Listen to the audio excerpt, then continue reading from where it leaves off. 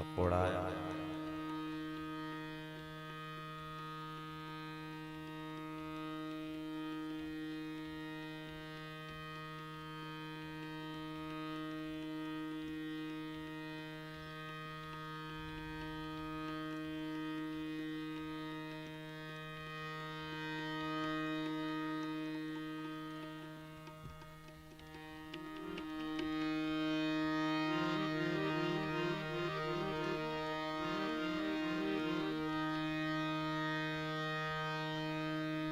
આજુબાજુ બધા હોય છે તો બે આગળ બહુ જાજુ બોલવું નથી. નિશુ બાપુ અને રજીદાસ મહારાજને પણ ફરી આપણે સાંભળવાના, એટલે બધા શાંતિથી બે જે વધ્યા ઘટ્યા હોય. સદગુરુ મહારાજ બાપ ભિખારા મહારાજ નારાયણ બાપુરો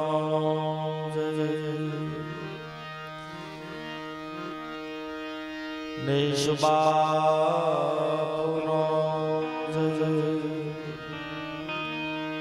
બલવીર સાહેબ શૈલેષગીરી મહારાજ રૈજીદાસ મહારાજ કષ્ટભંજન દેવની અલખધણી રામા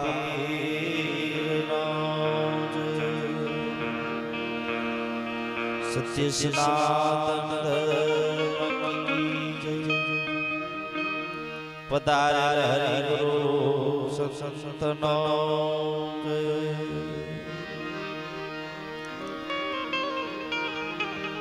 ગુરુ બ્રહ્મા ગુરુ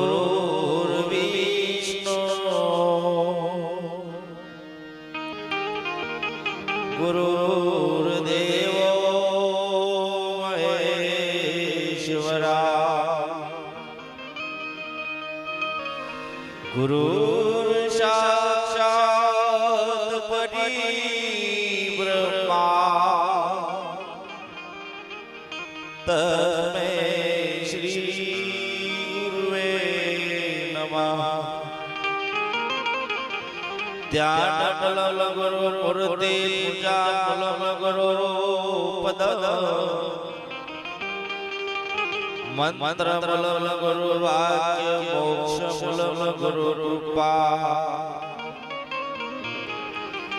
સદગુરુ તમારા શરણે નમો માગો પ્રેમ પ્રસાદ દયા કરી મોહે દીયો હરિ રસ અમૃત સ્વા ગુરુ ગોવિંદ ગુરુ ભેદ કરોના લગા ભક્તિ કરે પાવથી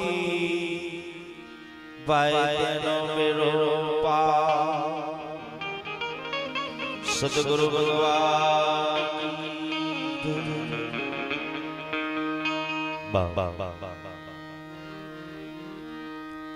આજનો પવિત્ર અને પાવન પ્રસંગ એવી તાજપુરાની પાવન ભૂમિ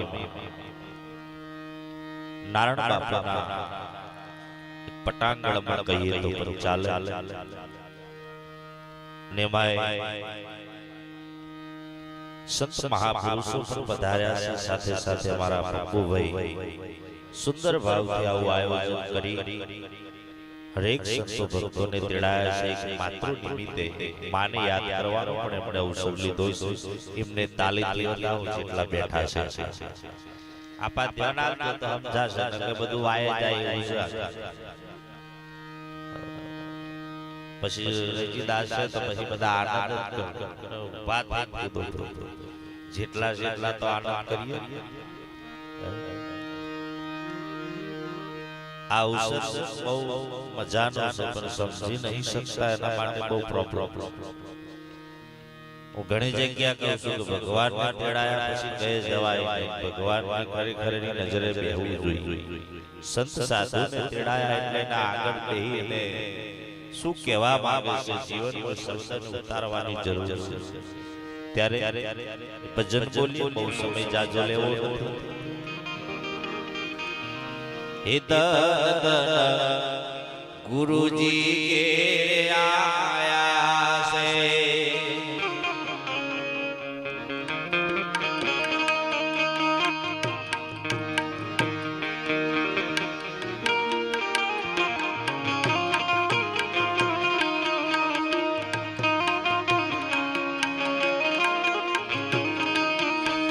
हे दन गुरुजी के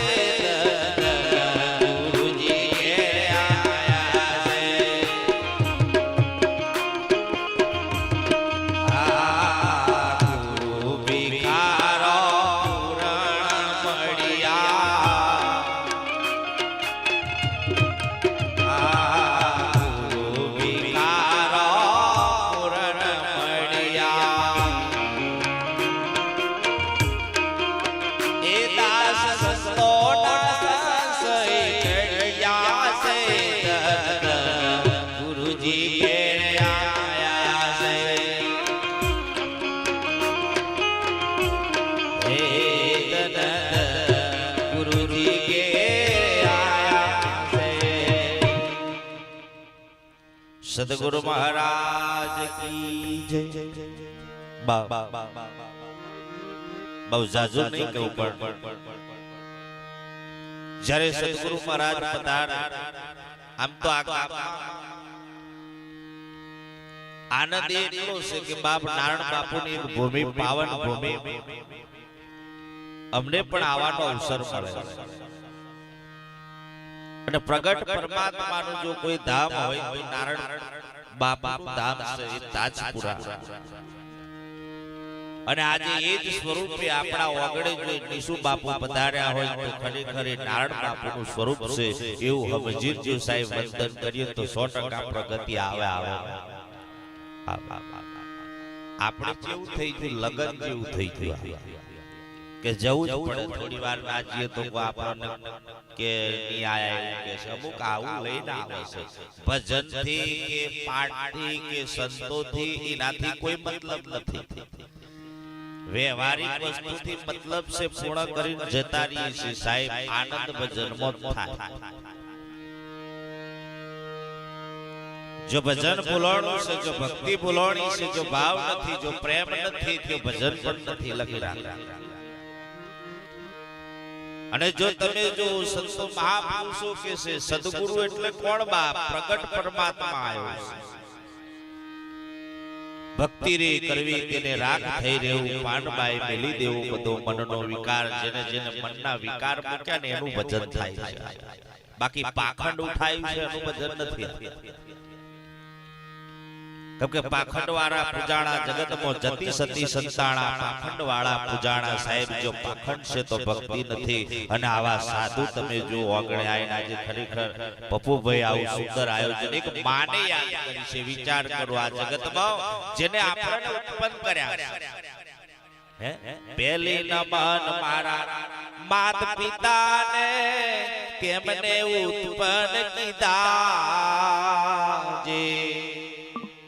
બીજી નમન મારી ધરતી માતાને ધરતી પર પાવ દરિયા જે. પહેલી નમન મા બાપને કરો જેને આપણને જન્મ આલ્યો છે. દેહની ઉત્પત્તિ મા બાપ થકી થઈ છે. અને જેને જેને મા બાપનું કહેલું માન્યું છે સાહેબ એનું જીવનમાં ગાડું હજુ ટક્યું નથી, હેડી ગયું છે. વિચાર આ થયું કેવું છે? એકદમ પાછી લો પોઈન્ટ બોલી પેલા રાજાના સોરાને મોઢું આવ્યું એટલે ફોલ્લા થયા. એટલે તમે જો તો રાજાને હતું કે આટલા બધા ફોલ્લા થયા તો આની દવા શું કરવી મારે? તો એક ભાઈએ કીધું કે દવા કરવી હોય તો દેહઈ ઘેર જવું પડે. દેહઈ એટલે બોકણો સારે ને દેહઈ કે બહુ ધ્યાન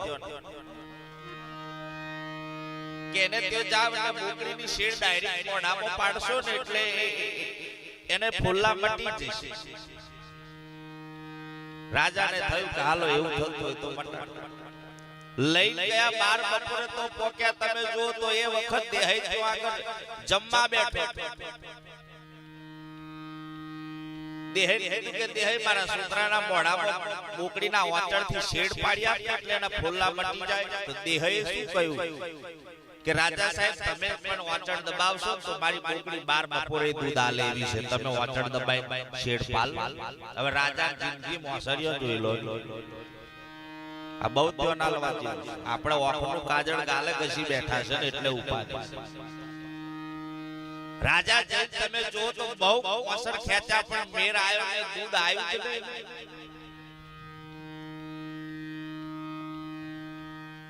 વાચળ ખેંચા પણ દૂધ આવ્યું નહીં. અને પાછા આયા કે દેહે તારી બોકડીના વાચળ ખેંચી થાચો પણ દૂધની શેડ પર ના પડી. દેહે કે એવું મારી બોકડી બાર બપોરે પણ દૂધ આલે એવું હોય નહીં. કેમ કે સાહેબ જે બોકડો સારે અને અનુભવ હોય, ઉથાર અને ઉથારની ખબર હોય, કડિયાને હું જોઈએ, પુણ્યું જોઈએ કે અડધ્યું જોઈએ, ઓળંગો ક્યાં આપો એ કડિયાને ખબર હોય છે. દવા કરે એને ખબર છે કયા કરું હું કરે તો એને મટશે એ એને ખબર છે. જેને જેવી દ્રષ્ટિ એવી એની સાહેબ જીવન છે. પછી તમે જો તો દેહઈ જમી અને કીધું કે હેડો કે રાજા સાહેબ જો આગળ તમે વાચળ ક્યાં તો રાજા કે હું તો આ ખેંચતો તો પણ આને કર્યું તું ઊંધું. જે બોકડીના વાંચળ ખેંચવાનું મેલીને આગલા ઘૂઘરા આવે, ઘૂઘરા બોકડીના અમુક ઘૂઘરા આવે આગળ ઈજા ખેંચ ખેંચ કરે તો દૂધ આવ્યું. જો આપણે જો ભક્તિનું પ્રમાણ છે, જો કોઈ બેહવા રાજી નથી, જો ભજન છે. આજે આ ગામમાં અમને આનંદ છે. એક દન એવો નથી આ જગ્યા ઉપર આ ગામમાં મહિનામાં 2 થી 4 પ્રોગ્રામો થાય. એટલી પાવન ભૂમિ. અને તમે જુઓ જે પરમાત્મા નારાયણ બાપુને મળ્યા અને માગ્યું શું? પ્રજા માટે માગ્યું છે. વિચાર કરો, પોતાની તો કમાણી ખરી પણ સાથે સાથે પ્રજાનું કલ્યાણ કરવા માટે સાહેબ નારાયણ બાપુ એવું માગ્યું કે ઓથરાને ઓખો. આપણે લોકોનું ખૂંચાટી લઈએ છીએ ને એ ઉપાય.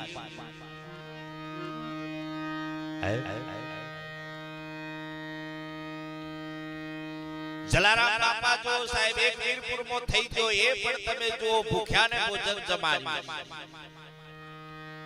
જે જોઈતું એ આપ્યું. એટલે જાજો સમય નહીં લઈએ અને પૂર્ણ કરવું છે મહાપુરુષોને. ફરીથી આપણે હોભળવા છે. અહીં કેવું છે, વરાપ હોય તો કોક વાવતે ફાવે એવું છે. એટલે મારે તો આવવાનું થાય દરરોજ. મારે તો ખરેખર ઘર જેવું થઈ ગયું. એટલે બોલાવે આવીને આનંદ કરીએ. આમો સંતો આમ તો ખરેખર રેજીદાસ મહારાજ તો પેલો આપણે બેઠો છે એટલે એમને હોભળવા જરૂર છે. છોકરાનો આનંદ બધાને લેવું છે. એટલે